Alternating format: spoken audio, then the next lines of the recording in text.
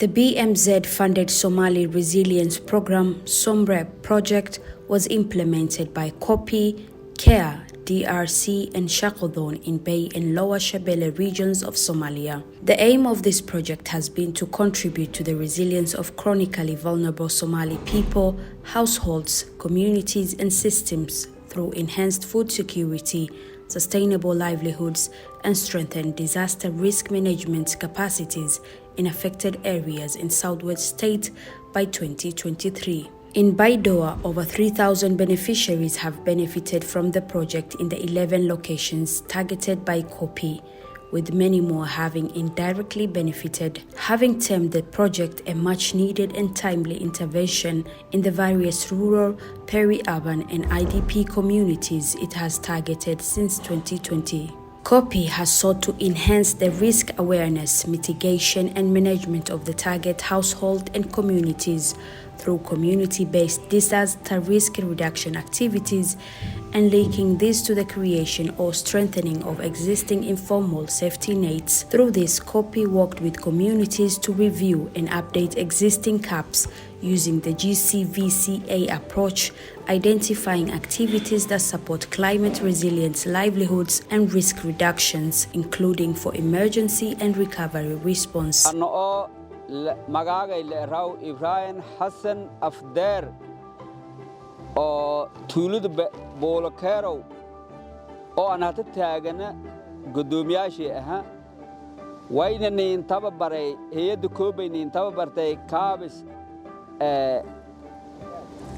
ko kooban dad oo tumong iyo lama qof ko kooban yana nin tababaray hay'adda koobay yana nin tababartay ilaahay mahadlaya ka mahadsan wali kalena nin suubi ay sidii hata argahay tan berkadana nin suubi hata biyonin ka jara hata la dhaami doon belaangada buushadu doonto waan ilinga karagu doontan biyoon anta ka jaran walkeediye warani qodi heed koobay warta madino ununo gurt biyo marki warta no gurtiya tan dhaansadaan. 2020 presented challenges to the communities as a devastating protracted drought was experienced, leading to many dropping out of livelihood activities, with many others being displaced.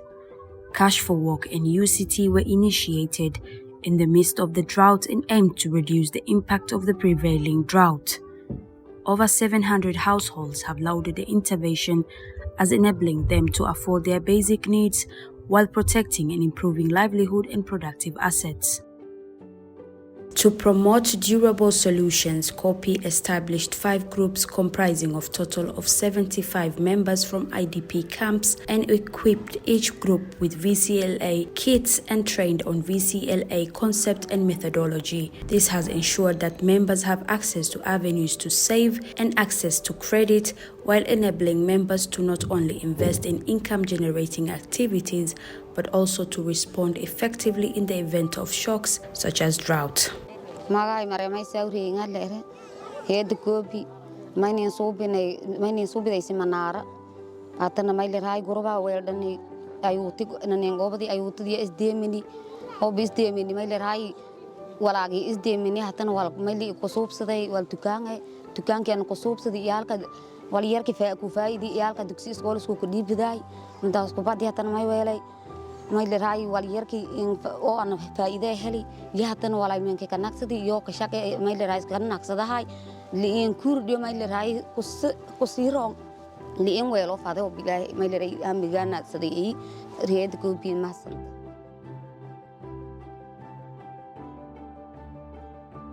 COPI established a livestock marketing association comprising 16 members under the BMZ grant. The communities benefit a lot from the pricing of the animals that has reduced exploitation by brokers, and they trust the LMAs with the task of pricing their animals and bargaining. Livestock sale is now seen as a lucrative business in Somalia, as it facilitates household needs like medication, food, education, shelter, clothing and other necessities.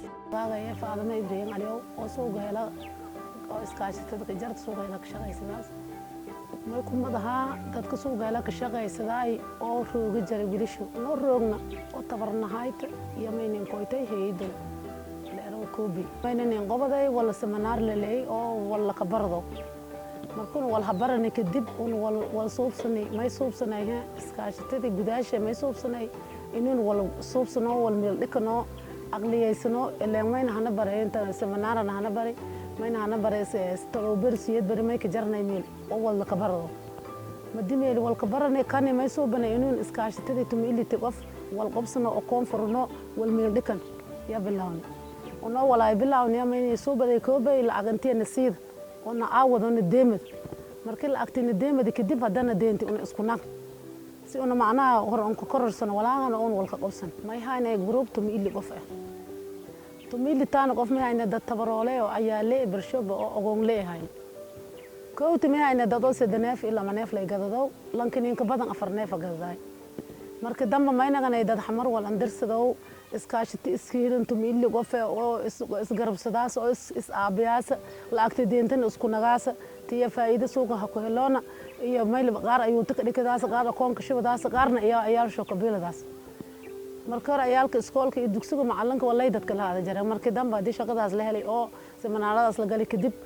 maynaganay dad macallimiintana doo ayaan oo ayaalka iskoolkana wal ku dhiibeen dharsho iyo nololiyo iyo korontadii oo isku dhiibi koronaa mahad ilaahay isku le antaasay oo wal barasho wal awlaadan wal qobsadaan wal gadadaan min walba wal safariisadaan hay'adda kooba iyo samra ya mahadnile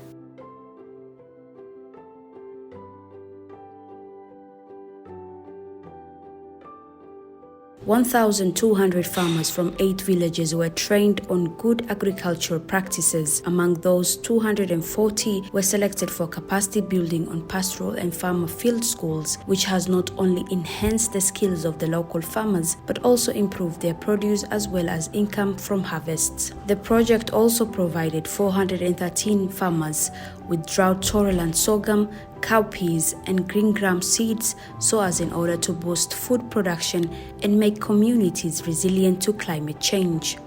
أنا ليرهاو ماغاي مال حسن يوسف أو كسوة تولدهم بولكيرو بيرها كديرنا بيرهنا نيو قالني بير ماين صوب يعني هي دول ديارين وليرهم جوردان بيرهم مدي أبوران لونوريرا كأبوراني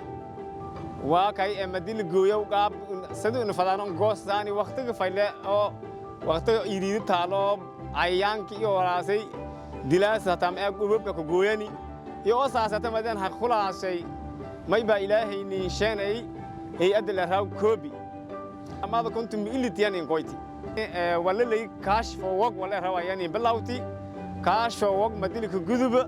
والأم ما يبوا كاش فوق هنا بس أصلا مكارا كده ياسو ما نلا كاش فوق هنا ننكر داسي كبعد هاتنا ما ينفذ ذي سمنارة أو كساب سمبيرة ولا قصدهم ما يمكن محد يعني يمكن محد إلياني هي أدل الراو كوبي يو سمرهب يو BMZ يعني محد إليانا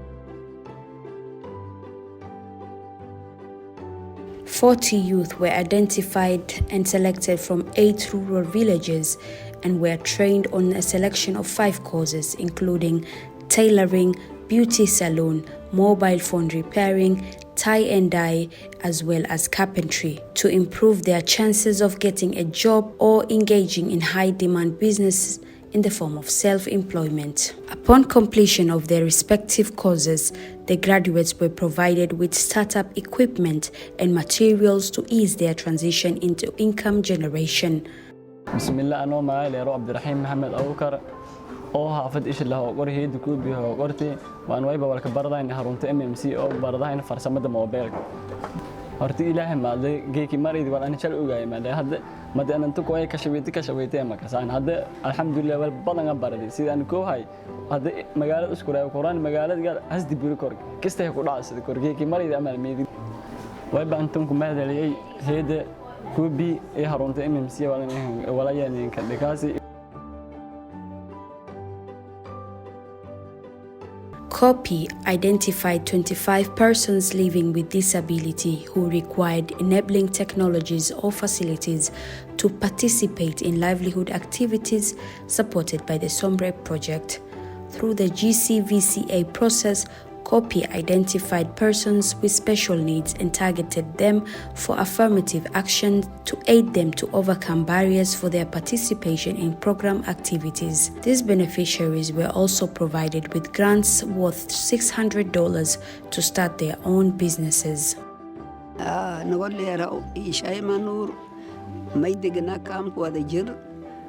anti ka hor la insiina baaskiilka aan garguuridaw geedo iyo galnyaka garguuridahay gurinta duraaso hay eed aan mahadsanyin heeyada koobay deeg bixiyaasha ayaa baaskiil isiyaan mahadsanyin. COPI trained 11 producers groups on saving group methodology in view of supporting them in the formation of saving groups to save money and borrow loans to expand or start businesses. These groups were further linked to microfinance and formal financial institutions in a bid to enhance agribusiness and entrepreneurship. marka ma idahan raayaan holo oo manaha hay'adda COPI iyo ka hay'ad manaha guud ahaan Soomaali gaar ahaan meel raayis koonfur galbeed degmooyin shashal duum iyo shaqada oo horumarinta iyo manaha dhinkaas iska jarta oo manaha wax qabad kale saasoo kale ma idan faraxsanaa manaha in sheegada anoo ka hadalo magaalada wasaaradda ganacsiga bulshada mashruuca Somreb oo mashruuc eed bileeran oo manaha walbadan ku obaday meel raayis baahiyaha bulshada si manaha la hariir manaha horumarinta ganacsiga yaryar marka wada shaqeyn oo mana xoog leh iyo shaqo oo mana la taabado kor oo mana hay'adda COPI iyo wasaaradda ganacsiga bulshada ku dhaxayo jirta maadaama meel raayis wasaaradda iyo mas'uulka bulshada iyo mas'uulka hay'addan manaha gargaar oo iska jar manaha horumarin oo dhinaca manaha ganacsiga iyo hay'ad manaha gruubyada oo lanka soo BSLS ama haweenka oo manaha in sheegada ayutooyinka oo manaha bangida la kiraw madad dambeyd soo manaha iyo anagadan hano iska falno meel raayis mustaqbalka manaha kalsoon nololeed qaban manaha bedelkii la siifadi manaha wal inta la si lagu tawfadi inay xirfad la si la tababar ganacsi la tababar kudin manaha bangida la kir marka wasaaradda arintaas iidan kul shaqayti COPI manaha iidan ma hasada maadaama wala say manaha in sheegada geeyahamiya suuranta iyo mashruuc Somreb oo manaha tobankiisan ka dambeeyay manaha iidan kool galay Soomaaliya gaar ahaan manaha in sheegada deegaanada koonfur galbeed. The Natural Resource Management Committee formed by COPI in 2016 was revived and given training on community-led management of conflict. This has created an environment where people in communal areas can actively manage the ecosystems with a focus on eradicating conflict as an obstacle to sustainability while emphasizing on peace building, poverty reduction, and biodiversity conservation. أنا أمرأة اللي راو حسن توكي أبدي أكو صعدة تولد موشو كمدها أي نمنكي الله هنتابع بري مارنتي مسيبو إنك لهنتابع بري كجري كوبي تابرك نسيدي ما يكون مدها أي مدي إني نتابع برتي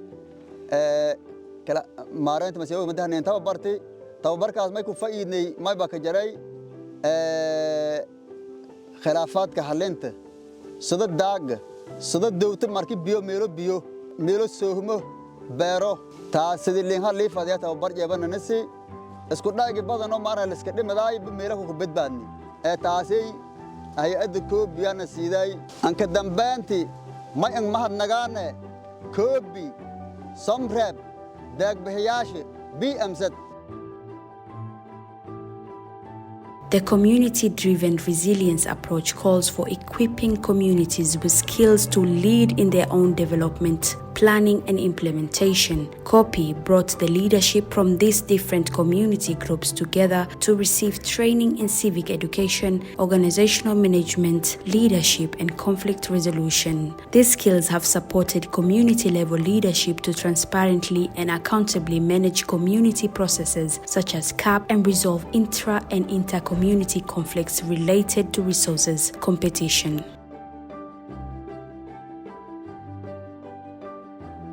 with the aim to support ministries which play key roles in building a resilient system to support the program's resilient objectives in the livestock sector. COPI seconded a livestock NRM technical focal person to support natural resources management, certify and monitor private animal health services, enable livestock and livestock product markets, develop forage systems and establish a shock responsive tool, index-based livestock insurance in Somalia. The focal person was also provided with institutional support in form of office furnishings and supplies in order to participate and lead these processes, thus facilitating the emergent department to support the policy, regulatory and systems development phase of livestock insurance.